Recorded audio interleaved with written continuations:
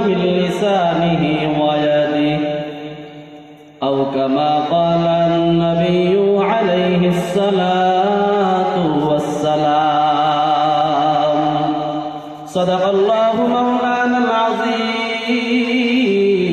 العظيم وصدق رسوله النبي الأمي الكريم ونحن على ذلك لمن الشاهدين والشاكرين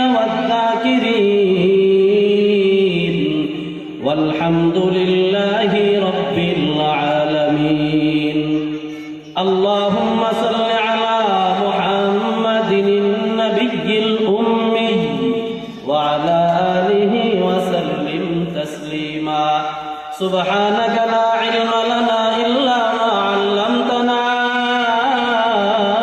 إنك أنت العليم الحكيم رب اشرح لي صدري ويسر لي أمري واحلل عقدة من لساني يفقه قولي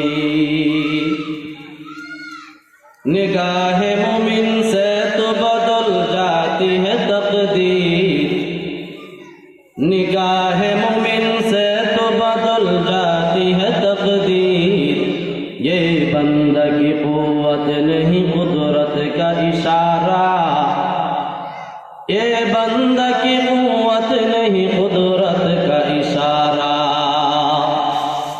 ऐ मर्द खरद तरक मासी की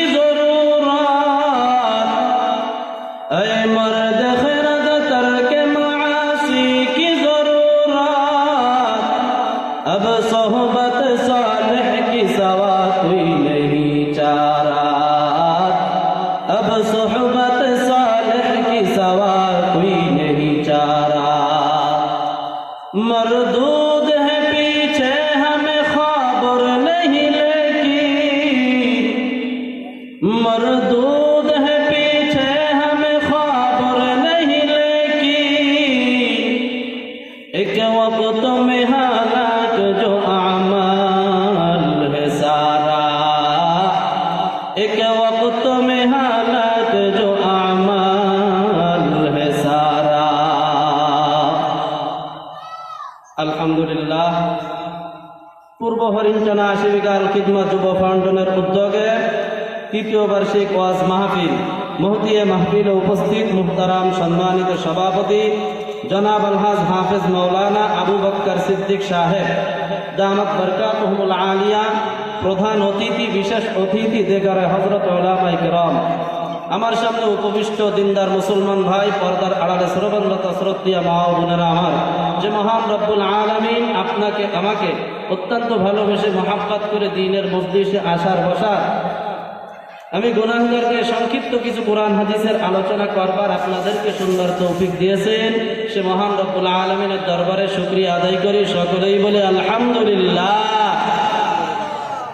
আলোচনা সংক্ষেপ হবে এখানে বসার বলার যোগ্যতা আমার নাই আল্লাহ কবুল করছেন বিধায় আসতে পারছি কথা ঠিক কিনা এজন্য যতটুকু কথা বলবো সংক্ষেপে আকল মান কে লে ইশারা কাফি হ্যায় আপনারা অল্প বললে বুঝতে যদি পারেন ইনশাআল্লাহ যতটুকু আল্লাহ বের করবেন আশা করা যায় কামিয়াবি হাসিল করা সম্ভব আমি শুরু থেকে কালামুল্লাহ শরীফ থেকে একখানা আয়াত তেলাওয়াত করেছি আয়াতের ভিতরে আল্লাহ পাক ফরমান ইয়া আইয়ুহাল্লাযীনা আমানুত্তাকুল্লাহ হে ঈমানদারেরা আল্লাহকে ভয় করো হাক্কা তুকাতিহি ভয় করার মতো করো ওয়ালা তামুতুন্না ইল্লা ওয়া আনতুম মুসলিমুন আর মুসলমান না করে তোমরা কেউ মৃত্যুবরণ করিও না এই আয়াতখানা যখন নাজিল হলো তখন আল্লাহর নবীর সাহাবায়ে কেরাম সবাই কাঁদতে কাঁদতে বের হয়ে যাইতে লাগলেন আল্লাহ পাক রব্বুল আলামিন এই আয়াত নাযিল করার পর সাহাবায়ে কেরাম বুঝলেন না যে আসলে কি পরিমাণ কান্না করলে আমরা মাফ পাইব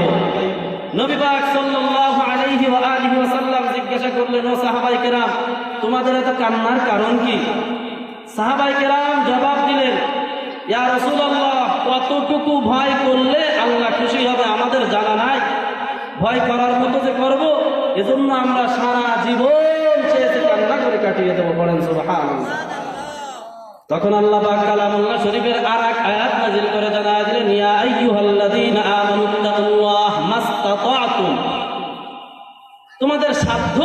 ভয় করো। আমরা সাধ্য অনুযায়ী বাবা মাকে ভয় করি কি করি না?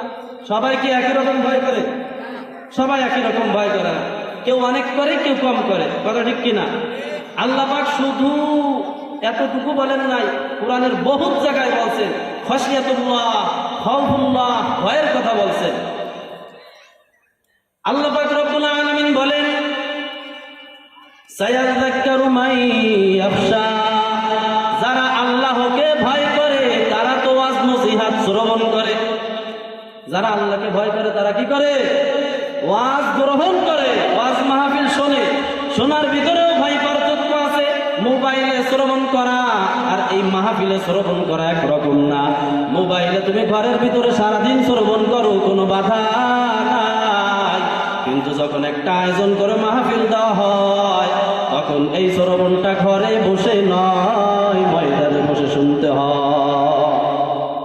আল্লাহ বলেন ওয়া আম্মা মান খাফা মাকামা রাব্বি ওয়া নাহান নাফসা আনিল হাওয়া ফাইন্নাল জান্নাতা হিয়াল মাওয়া।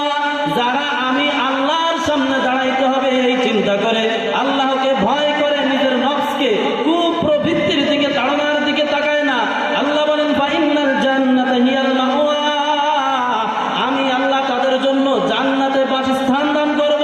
তাহলে বোঝা গেল ভয় না করলে জান্নাত পাওয়া যাবে না।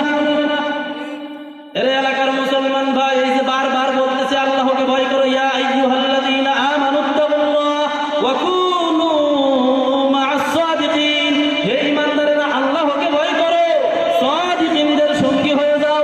এই যে বারবার ভয়ের কথা বললাম, আল্লাহ কোরআনে বহুত জায়গায় বলছে ভয়ের কথা।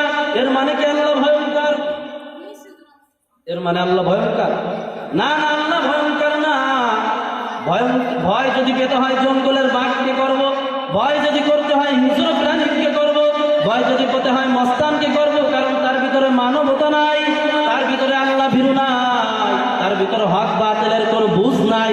আল্লাহকে কেন ভয় করব? আল্লাহ পাককে ভয় করার দুইটা উদাহরণ। এক নম্বর, আল্লাহ পাকের সব থেকে বড় অবদান, আর দুই নম্বরের কথা একটু সামনেই বলবো। সব থেকে বড় অবদান আমাদের জন্য রেখেছে মা বাবা। স্বামী স্ত্রীর ভিতরে মহাব্বত আছে, স্ত্রী স্বামীকে কার্যক্ষেত্রে ভয় পায়, আবার স্বামী কার্যক্ষেত্রে স্ত্রীকেও মনে মনে ডর লাগে। লাগে কি লাগে না? আপনার আমার স্ত্রী পান খাওয়া অভ্যাস আছে, রাতের বেলা আসি বিঘায় কোথাও কোনো দোকান খোলা নাই, আপনি আমি হেঁটে যে ওই হরিণটানা রিয়া বাজার থেকে একটা পান এনে দিলাম, এটা কি স্ত্রীর ভয়ের কারণে নাকি মহাব্বতের কারণে? মহাব্বতের কারণে। আল্লাহ এদিকে তাকাইয়া বলেন ওয়াল্লাযীনা আমানু আশাদ্দু হুব্বাল লিল্লাহ, যারা আমার মুমিন তারা আমি আল্লাহকে বেশি ভয় করে, বেশি ভালোবাসে। মহাব্বতের কারণে স্বামী স্ত্রীর কথা মানে, স্ত্রী স্বামীর কথা মানে। ঠিক আল্লাহ পাক রব্বুল আলামিন বলে যারা মুমিন তারা আমি আল্লাহকে বেশি মহাব্বত করে। আর এই মহাব্বত করার কারণে আল্লাহ বলেন হে ঈমানদার, আমি আল্লাহকে বেশি করে ভয় করো। আমি আল্লাহকে ভয় করো, ভয় করার মতো না করে মৃত্যুবরণ করিও না। ঠিক তেমনি সন্তান তাকড়া জোয়ান, গায়ের ভিতরে শক্তি আছে, মা বাবা বিরুদ্ধ, বিরোধ হওয়ার পরও সন্তান মায়ের গায়ে হাত তোলে না, বাবার গায়ে হাত তোলে না, যত অর্ডার দেয় বিনা প্রশ্নে সব অর্ডারগুলো মেনে নেয়। এর কারণ কি? মা বাবার অনেক অবদান সন্তানের উপরে আছে, ঠিক কিনা? মা বাবার অনেক অবদান আছে, এই জন্য সন্তান মা বাবাকে ভয় করে। মানে ভয় মানে মহাব্বতের ভয়। আল্লাহ বলেন ওয়াফি আনফুসিকুম আফালা তুবসিরুন, বান্দা আমার নিয়ামত ওয়া ইন তাউদ্দু নি'মাতাল্লাহ লা তুহসুহা, ও বান্দা আমি তোমাকে কত নিয়ামত দিয়েছি, তুমি তোমার গোটা জীবন ভর যদি নিয়ামত গণনা করো, নিয়ামত গণনা করে শেষ করতে পারবা না। আবার আল্লাহ বলেন ওয়াফি আনফুসিকুম আফালা তুবসিরুন, বান্দা একটু নিয়ামতের দিকে তাকাইয়া দেখো। আরে ভাই, ব্যাখ্যা করার সময় নাই, শুধু আপনার দুটো চোখ যদি আল্লাহ নিয়ে যায়, দুনিয়ার সব নিয়ামত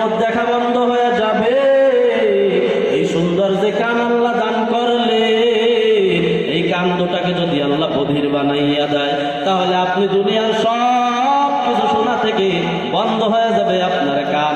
এত সুন্দর জিহ্বার নিয়ামত দান করলেন, একই জিহ্বার উপরে দেখেন টক দেয় বোঝা যায়, এই জিহ্বার উপরে মিষ্টি ফেললে বোঝা যায়, এই জিহ্বার উপরে ঝাল ফেললে বোঝা যায়, পানির স্বাদ কেমন বোঝা যায়। ও আল্লাহর বান্দা, এদিকে আল্লাহ তাকাইয়া বলেন, বান্দা তুই কি একটু নজর করে দেখো না, অফি আনফুসিকুম আফালা তুবসিরুন।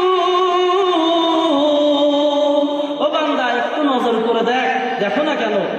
রে এলাকার মুসলমান, আয়াত তেলাওয়াত করলাম, ইয়া আইয়ুহাল্লাযীনা আমানুত্তাকুল্লাহ, তোমরা আল্লাহকে ভয় করো, হাক্কা তুকাতিহি, তোমাদের ভয় করার মতন করো।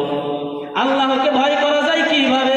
এক নাম্বার, একটু ভালো করে খেয়াল করবেন, না করলে বুঝতে পারবেন না, বয়ান টানের উপরে চলবে, সময় কম।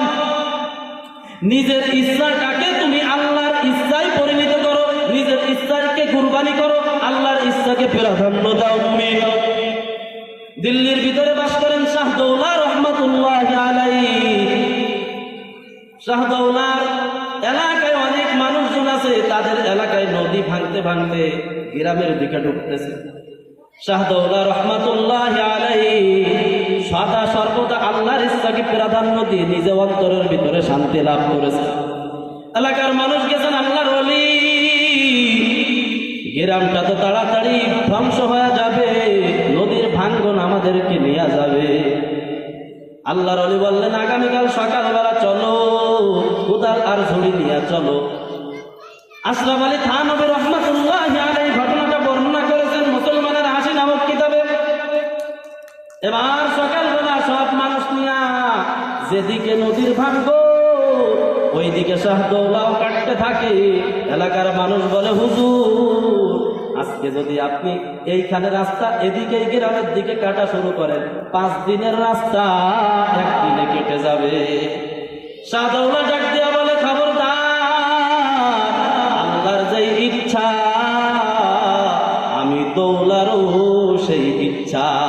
মাটি কেটে যেখানে ফেলে পাথরের মতো স্থির হয়ে যায়, এক কতরা মাটিও আর নড়ে না। দেখা গেল পানির বেগ দ্বারা অন্যদিকে চলে গেল। ও এলাকার যুবক ভাই, আজকে মাহফিল দিয়েছো, এটা তোমার কর্তব্য। আবার তুমি যে নামাজ মনে চায় না পড়তে, এটা আল্লাহর বিরুদ্ধে যাই, বুঝো না। এজন্য আল্লাহ পাক বলেন, আমি আল্লাহকে ভয় কর। মনের বিরুদ্ধে যদি চলতে পারো, আল্লাহর ভয় অর্জন করতে পারবা। আল্লাহর ইচ্ছা কোনটা, বান্দার ইচ্ছা কোনটা? আল্লাহর ইচ্ছা শরীয়ত। আরো একটা উদাহরণ দেই, আপনার স্ত্রী ভাইয়ের সামনে দিলে ভালো হয়, শরীয়ত বলে না, পর্দা করতে হবে। দুনিয়ার ভিতরে সরকারি আল্লাহ বিরোধী আইন তৈরি করে কি করে না? না না, মানবো না, মানবো না। এতগুলো আইন যদি আমি না মানি, এলাকার মানুষের আইন শরীয়ত বিরোধী, ভাইয়ের আইন শরীয়ত বিরোধী, বাবার আইন শরীয়ত বিরোধী, একটাও মানবো না। সরকারেরটাও শরীয়ত বিরোধী, মানবো না। আমার কি উপায় হবে হুজুর বলে যান। আল্লাহ বলেন, ওয়াকানা হাক্কান আলাইনা নাসরুল মুমিনিন। ও বান্দা, কোনো চিন্তা করো না, তুমি যদি মুমিন হয়ে থাকো, যখন আমি আল্লাহর ইচ্ছাকে প্রাধান্য দিবা, তোমাকে বাঁচানো আমি আল্লাহ নিজের উপরে হক মনে করি। বলেন না সুবহানাল্লাহ। এর এলাকার মুসলমান, ভয় পাওয়ার দরকার নাই। আল্লাহ কোরআনের ভিতরে এই কথাটা বলছেন, আবার কোরআনের শুরুতে বলে দিয়েছেন লা রাইবা ফি। আমার কোরআনের ভিতরে কোনো ভুল নাই, কোনো অবকাশ নাই, কোনো সন্দেহ নাই। এর এলাকার মুসলমান, এই মাহফিলে, নবীর হাদিসের মাহফিলে, কোরআনের মাহফিলে আজকে মানুষ আসতে চায় না। অথচ আজকে যদি একটা স্টেজ বানাইয়া 15 থেকে 20 বছরের যুবতী নাচাইতা, দুনিয়ার সব মুসলমান ভিড় জমাইতো, চাতক পাখির মতন যুবক দিয়ে, বুড়া দিয়ে, মেয়ে দিয়ে, মহিলা দিয়ে, বাচ্চা দিয়ে, সবাই ভিড় জমাইয়া যাইতো। অথচ আজকে এই কোরআন নবীর হাদিসের মাহফিলে মুসলমান পাওয়া যায় না। আল্লাহর ওলি বলেন, সব জায়গায় জন্ম নিয়া একই রকম নিজের স্থান পাওয়া যায় না। যেমন শেখ বংশে জন্ম করলে শেখ হওয়া যায়, সৈয়দ বংশে জন্ম নিয়ে সৈয়দ হওয়া যায়, আবার খান বংশে জন্ম নিয়ে খান হওয়া যায়, কিন্তু বান্দা ডাক্তারের ঘরে জন্ম নিয়ে ডাক্তার হইতে পারবা না, ইঞ্জিনিয়ার ঘরে জন্ম নিয়ে ইঞ্জিনিয়ারিং হইতে পারবা না, ও বান্দা মুফতির ঘরে জন্ম নিয়ে মুফতি হইতে পারবি না। এমনি মুসলমানের ঘরে জন্ম নিয়ে মুসলমান হওয়া যায় না, ঠিক কিনা? ইসলাম মানা লাগে, না মানলে মুসলমান হওয়া যায় না। এর এলাকার মুসলমান, ইয়া আইয়ুহাল্লাযীনা আমানুত্তাকুল্লাহ, আল্লাহকে ভয় করে 1 নাম্বার। বলেছিলাম আল্লাহর ইচ্ছার সঙ্গে মিশাও। 2 নাম্বার, আল্লাহর আদেশকে মেনে নাও। একটু খেয়াল করে, আল্লাহর আদেশকে যদি মেনে নাও তাহলে তুমি আল্লাহকে ভয় করতে পারবা। যদি আদেশ না মেনে তুমি শুধু খুঁজতে থাকো কিভাবে আমি এর থেকে উপকার পাবো। মা বাবা আদেশ করলে উপকার পাওয়া যায় কিনা? এই মা বলতেছে বাবা এই খারাপ কাজটা করবা না, উপকার পাওয়া যায় না? বাবা বলতেছে এই খারাপ কাজটা করবা না, উপকার পাওয়া যায় কিনা? কিন্তু আল্লাহর আদেশের ভিতরে একটা গুণ হলো, আগে তুমি মানো তারপরে উপকার তালাশ করো। আল্লাহর আইন আগে মানতে হবে, তারপরে তুমি উপকার পাবা। ফাওহাইনা, ভাই সংক্ষেপে, একেবারে সংক্ষেপে, ফাওহাইনা ইলা মুসা নিদ্রিব বিআসাকাল বাহর, হে মুসা তোমার লাঠি দ্বারা সমুদ্রে আঘাত করো।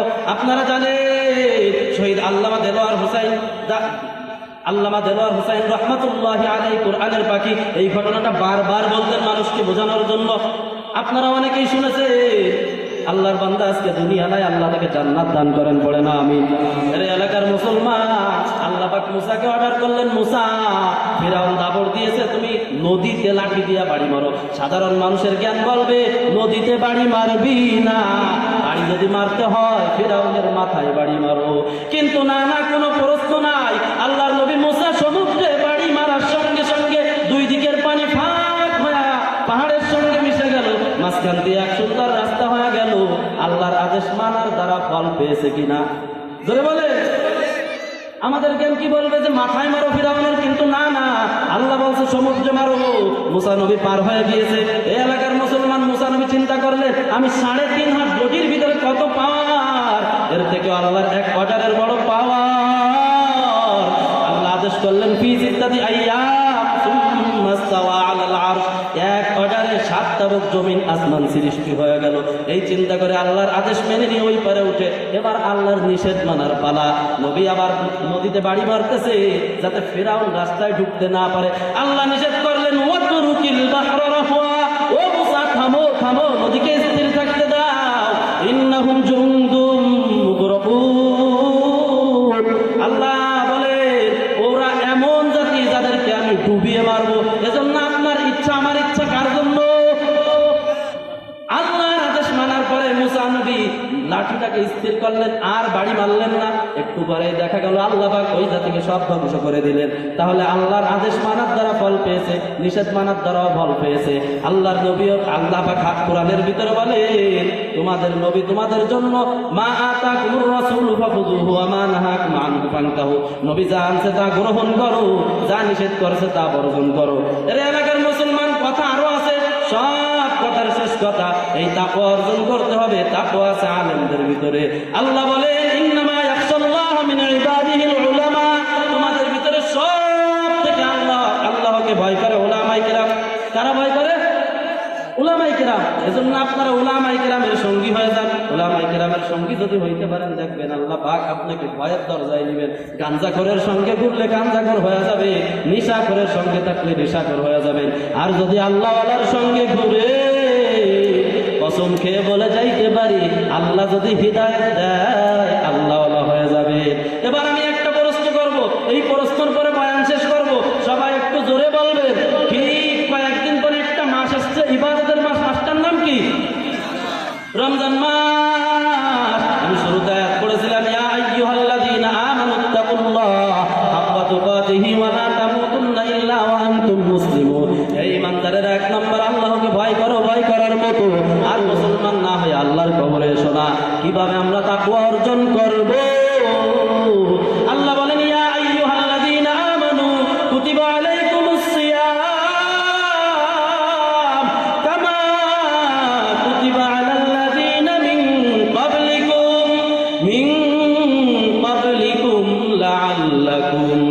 লাআল্লাকুম তাত্তাকুন।